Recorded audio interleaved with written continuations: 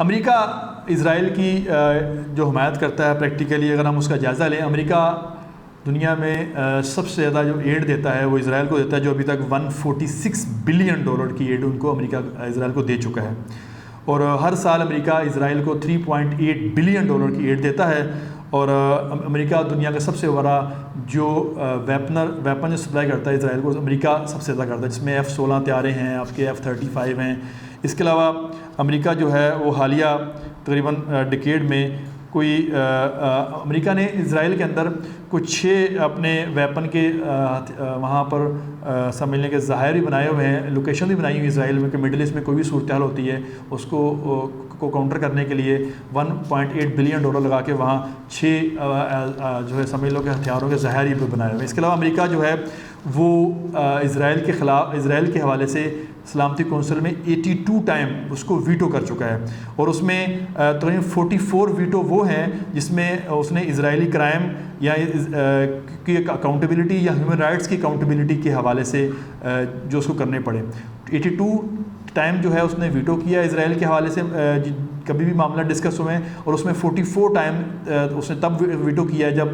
اسرائیلی crime کی accountability کی بات ہو یا ہیومن رائٹس وائلیشن کی اکاؤنٹیبلٹی کی بات ہو۔ تو یہ امریکہ جو ہے جو دنیا میں سب سے بڑا ایڈ دینے ملک ہے، جو دنیا بھر میں ہیومن رائٹس اور کی وائلیشن یا اس کی پروموشن کی بات کرتا ہے، اور وہ ایسے ملک کی سرپرستی کر رہا ہے جو اسٹیٹ ٹیررزم کے نام پہ ٹیررزم کرتا ہے۔ تو یہ امریکہ کے کچھ فیگرز سے OIC جو ہے ایک کچھ کویشچن اور بھی آتے ہیں کہ OIC ہماری جو ہے دنیا کے تمام مسلم ممالک کی بہت مضبوط آرگنائزیشن ہے، وہ کسی کام کی ہے یا نہیں ہے۔ OIC کے حالیہ اجلاس ہوا، وہ اجلاس بھی جب گفتگو ہوئی، مذمت کی گئی اور اجلاس ختم ہو گیا۔ OIC کو اگر دیکھا جائے تو مسلم ممالک کا جو ہے ایک بہت بڑی پاپولیشن ہے، بہت بڑی اکانومی ہے۔ اگر تمام مسلم ممالک مل کر جو ہے ایک پلیٹ فارم پہ آ کر اسرائیل کے خلاف کوئی کچھ کرنا چاہیں تو یقیناً کوئی حل اس کا نکل آئے گا، لیکن تمام مسلم ممالک اسپیشلی عرب کنٹریز آپ کو الگ پیج پہ نظر آتے ہیں۔ باقیہ مسلم ممالک جو ہیں جو ایکٹیو ہیں، اس میں پاکستان ہے، ترکی ہے، قطر ہے، یہ 3-4 ملک جو ہیں وہ زیادہ ایکٹیو ہیں۔ باقی عرب ملکوں کی طرف سے آپ کو بلکہ حالیہ دبئی نے، UAE نے اور بحرین نے اسرائیل کو تسلیم کیا اور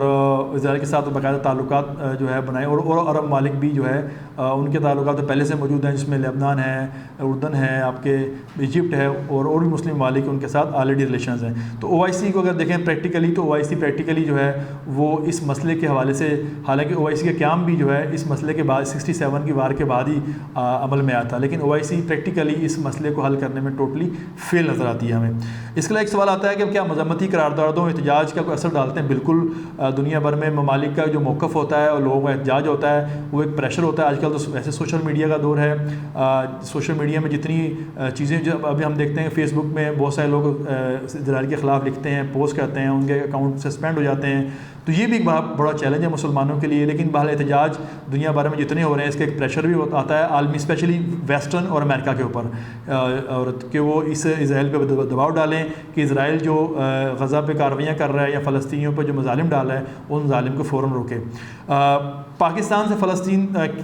ہم نہیں جا سکتے، بالکل ہم پاکستان سے فلسطین، چونکہ پاکستانی پاسپورٹ سوائے اسرائیل کے دنیا بھر کے لیے ویلڈ ہے، اور پاکستان کے اور اسرائیل کے ڈائریکٹ ڈپلومیٹک ریلیشنز بھی نہیں ہیں۔ ویسے بھی اگر آپ بیت المقدس جانا چاہیں تو آپ کو اسرائیل کا ویزا لے کے ہی جانا پڑے گا، کوئی ایسی ٹیریٹری نہیں ہے، ایسی کوئی جگہ نہیں جہاں سے کوئی فلسطین کا ایسا ایئرپورٹ نہیں جہاں سے آپ ایئرپورٹ لینڈ کر کے آپ بیت المقدس جا سکیں یا فلسطین جا سکیں۔ ہاں، غزہ جانا چاہیں تو آپ ایجپٹ کے تھرو، اگر ایجپٹ آپ کو بارڈر کراس کرنے کی اجازت دے دے تو آپ جا سکتے ہیں، لیکن آپ ویسٹ بینک جہاں بیت المقدس ہے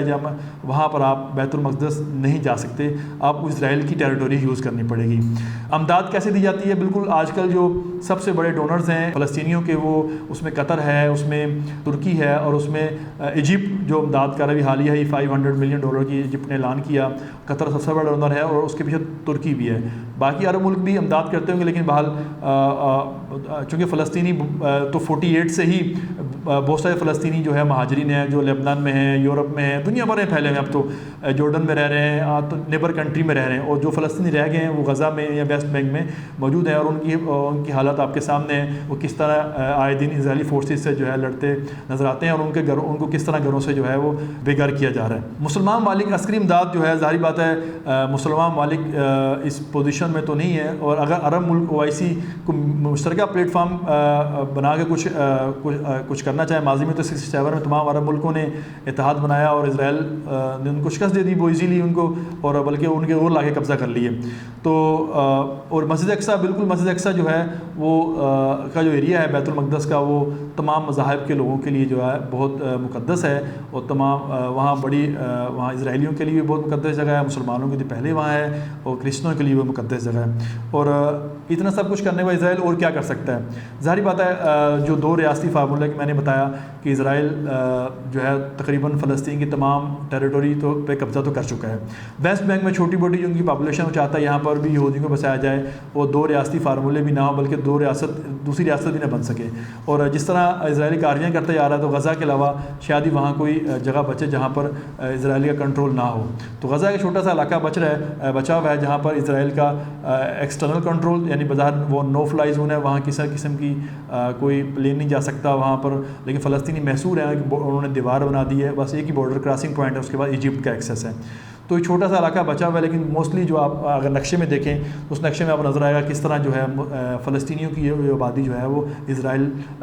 نے کیسا قبضہ کر کے فلسطینیوں کو جو ہے بے گھر کر دیا ہے، ان کے تمام علاقوں پہ قبضہ کر لیا ہے۔ تو آئی ہوپ سو کہ آپ نے ہمارے اس ویلاگ میں فلسطین کے مسئلے کو سمجھنے میں یہ ویلاگ اہم ہوگا، اور جو 2 ریاستی فارمولہ ہے، امریکہ کس طرح اور کتنی امداد اسرائیلی کرتا ہے، OIC کا کیا کردار ہے، یہ سب چیزوں کے سوالات کے جواب آپ کو یقیناً مل گئے ہوں گے۔ تھینک یو، بہت شکریہ۔